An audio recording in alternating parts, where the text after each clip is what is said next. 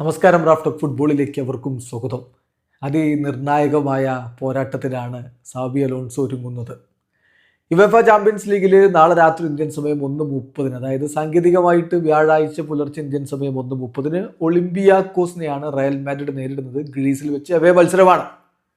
ഇപ്പോൾ തുടർച്ചയായി 3 കളികൾ വിജയമില്ലാതിരിക്കുകയാണ് റയൽ. അങ്ങനെ 4 കളികളൊക്കെ ജയമില്ലാതിരുന്നാൽ അതത്ര സുഖകരമായ ഒന്നാവില്ല സാബി അലോൺസോക്ക്. അതുകൊണ്ട് ഈ കളി ജയിച്ചേ പറ്റൂ. ഈ മത്സരത്തിനുള്ള റയലിൻ്റെ സ്ക്വാഡ് ഇപ്പോൾ പ്രഖ്യാപിക്കുമ്പോൾ ഉള്ള ഏറ്റവും പ്രധാനപ്പെട്ട മിസ്സിങ് ഒന്ന്, ഹുയിസനില്ല, ഡീൻ ഹുയിസനില്ല. അദ്ദേഹത്തിന് മസിൽ ഓവർലോഡാണ്, അദ്ദേഹം പുറത്താണ്. ഒരുപക്ഷെ ജിറോണക്കെതിരെയുള്ള അടുത്ത ലാലിഗ മത്സരവും നഷ്ടമായേക്കുമെന്ന് സ്പാനിഷ് മാധ്യമങ്ങൾ റിപ്പോർട്ടുണ്ട്. കൂടാതെ തിബോട്ട് കോർട്ടുവയില്ല. ഇനി ഇപ്പോൾ ഡിഫൻസ് ആണെങ്കിൽ നോക്കുക, Militao, Huijsen, Alaba, Rudiger, Carvajal എന്നിവരൊന്നും ഇല്ലാത്തൊരവസ്ഥ.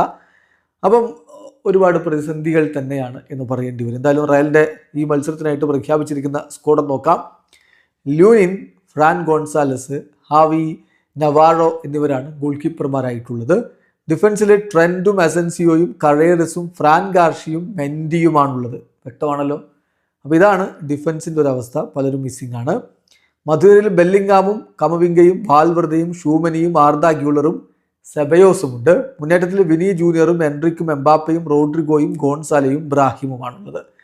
ഏതായാലും ടീം അത്ര ബാലൻസ്ഡ് ആണ് എന്ന് പറയാൻ വയ്യ. എന്നാൽ പോലും ഈ ടീം വെച്ച് ഒളിമ്പിയാക്കോസിനെ വീഴ്ത്താൻ പറ്റും എന്ന് തന്നെയാണ് പ്രതീക്ഷിക്കപ്പെടുന്നത്. ഇപ്പം യുവേഫ ചാമ്പ്യൻസ് ലീഗിൽ മികച്ച രൂപത്തിലാണ് റയൽ മാഡ്രിഡ് പോയിക്കൊണ്ടിരിക്കുന്നത് എന്ന് എല്ലാവർക്കും അറിയാം.